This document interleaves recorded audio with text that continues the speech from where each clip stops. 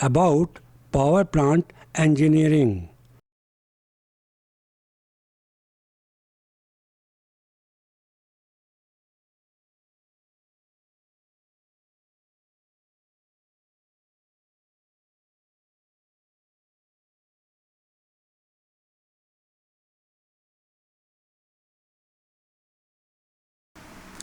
Namaste friends. In previous lecture, I described firing systems. In present times, when emphasis is on improving the efficiency of thermal power plants, coal is being used in pulverized form. However, it is academically still relevant to know about unpulverized coal firing. Therefore, I will take up firing of unpulverized coal first. Coal firing can be hand firing and mechanized firing. Hand firing. It was applicable to very small boilers where small amount of coal was burnt at a time. In this case, a person used to throw coal into furnace with the help of shovel. These days, steam locomotives are used in very few trains. In old times, these were commonly used. Therefore, if you happen to see some old movie, it may have a scene of locomotive engine where fireman is shown throwing coal into the furnace with the help of shovel. That represents example of hand firing. Mechanized firing. Obviously, requirement of boiler in thermal power plants developed later could not be fulfilled by hand firing. Therefore, the plants were provided with mechanized firing. Mechanized firing can further be divided into mechanized firing systems using unpulverized coal and systems using pulverized coal. Again, old firing systems for unpulverized coal are not used in modern thermal power plants. However, it is academically relevant to know about these systems as already mentioned. Therefore, now I will take up discussion on these systems. Later, I will explain systems in boilers that use pulverized coal. To fire unpulverized coal, stokers are used. These stokers are of two types: underfeed stoker and overfeed stoker. Underfeed stoker. Here, fuel, that is coal, is in lowermost position. It is placed on grate. Referring to diagram that shows the sectioned view, coal is stored on grate and forms the lowermost layer. Primary air is supplied through passages provided in grate as shown. It passes through coal where it picks up moisture. Next comes the layer of incandescent coke. Here, volatile matter Vm is added to carbon monoxide CO, carbon dioxide CO2, nitrogen N2 and hydrogen H2. Further, addition of secondary air occurs. It is supplied horizontally so that turbulence is created when it mixes with hot gases moving in vertical direction. This turbulence ensures proper mixing of secondary air and hot gases. Volatile matter Vm breaks up and burns. Secondary air has moisture contents that are reflected in outgoing gases. Outgoing gases are mixture of carbon dioxide CO2, oxygen O2, nitrogen N2 and water vapors H2O. There are two main variants of underfeed stokers. These are single retort stoker and multi-retort stoker. Single retort stoker. This stoker is useful for boilers of small capacity. It handles lesser amount of coal at a time. Referring to diagram, coal is supplied from hopper shown on left hand side. There is a steam cylinder as may be noticed. Steam exerts force on piston. Piston is connected with pusher through piston rod. Force exerted by steam causes rightwards movement of pusher. This pushes coal towards the right and in furnace. In furnace, coal is burnt and its transformation to incandescent coke and further to ash occurs. Primary air for combustion is provided through tuers. These tuers are not visible in the diagram. These are located at the back side. Therefore, these have been shown with bold line. Secondary air to supplement combustion is supplied on the upper side as indicated in the diagram. The boiler drum is on the upper side above flame. It has not been shown in the diagram. Outlet for ash is provided on right hand side as shown. Ash is taken out from here and is disposed of. As may be noticed that grate and therefore layers of coal, incandescent coke and ash are inclined downwards towards right side. This helps to achieve proper spreading of coal over the surface of grate. This inclination is very small and varies between 15 degree and 25 degree. As already mentioned, this can handle smaller amount of coal and is suitable for small boilers. Multi-retort stoker. These are meant for big boilers. Amount of coal being burnt here is large. Single retort stoker is modified to handle large amount of coal. It has more than one steam cylinder placed one behind another. These can be operated individually. This makes possible pushing off only desired amount of coal in the furnace.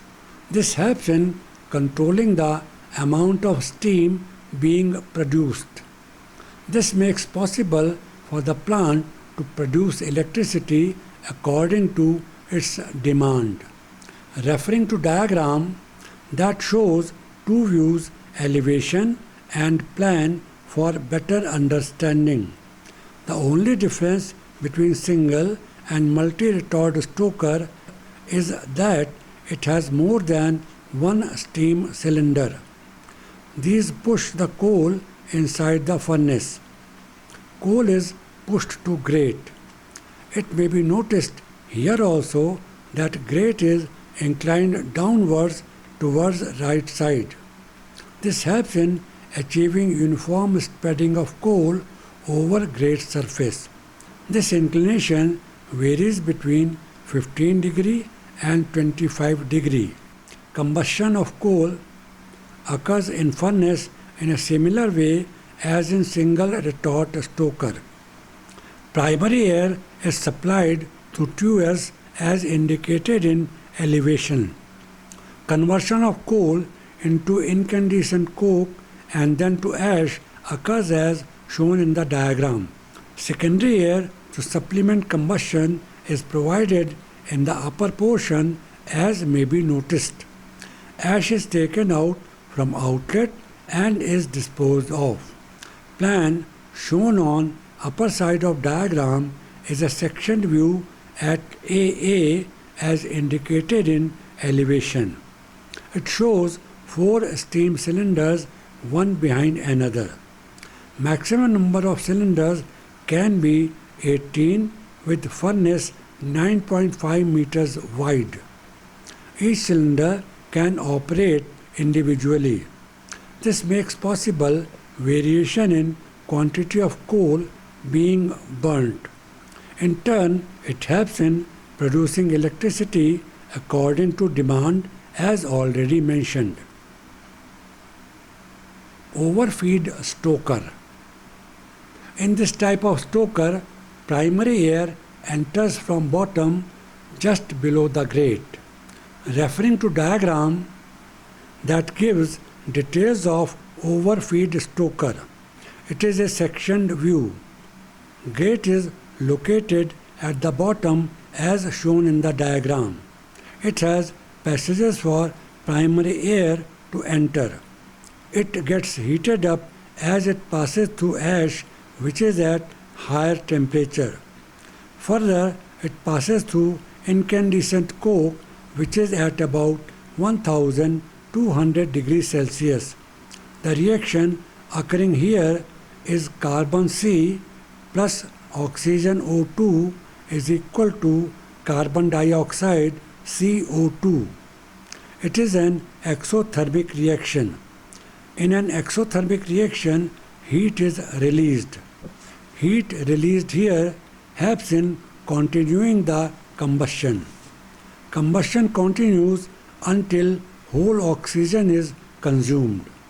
Carbon dioxide produced is reduced to carbon monoxide when it comes in contact with incandescent coke. Reaction that occurs here is carbon dioxide CO2 plus carbon C is equal to carbon monoxide 2CO. Moisture present reacts with carbon forming carbon monoxide. Chemical equation representing the reaction is water H2O plus carbon C is equal to hydrogen H2 plus carbon monoxide CO. Both reactions where carbon monoxide is formed are endothermic reactions. In endothermic reactions, heat is absorbed. This causes reduction in the temperature of bed and gases produced in the furnace. These gases are carbon monoxide CO, carbon dioxide CO2, nitrogen N2 and hydrogen H2. Volatile matter Vm present in coal enhances the combustion. It occurs in the upper portion of coal layer. This is known as distillation zone. Next, in the upper portion of a fuel bed, moisture is also picked up with secondary air. Its contents are volatile matter Vm, carbon monoxide CO, carbon dioxide CO2, nitrogen N2 and hydrogen H2. Volatile matter is to be completely burnt. This requires temperature between 1000 degrees Celsius and 1300 degrees Celsius. In furnace, arch lined with fire bricks is provided that helps in maintaining this temperature range. For proper mixing of air and gases, secondary air is supplied horizontally as may be noticed. Hot gases are moving upwards in vertical direction. This causes turbulence that ensures proper mixing of secondary air and hot gases. After complete combustion, outgoing gases are carbon dioxide, CO2, oxygen, O2, nitrogen, N2 and water vapors H2O. This describes the chemistry of combustion occurring in stoker. Primary and secondary air supplied during combustion helps in achieving efficient combustion. Initially, primary air is supplied. It initiates combustion. It also helps in maintaining steady flame. It is supplied before ignition of fuel. It supports initial combustion process. It controls the amount of fuel being burnt and rate of combustion. Rate of combustion is the amount of fuel consumed during combustion per unit time. It is expressed in kilograms per second. Type of fuel, availability of oxygen, temperature and pressure affect the rate of combustion. High temperature in furnace makes primary air dry. Secondary air is supplied later in the upper portion of furnace as shown. It ensures complete combustion. It causes burning of remaining fuel particles.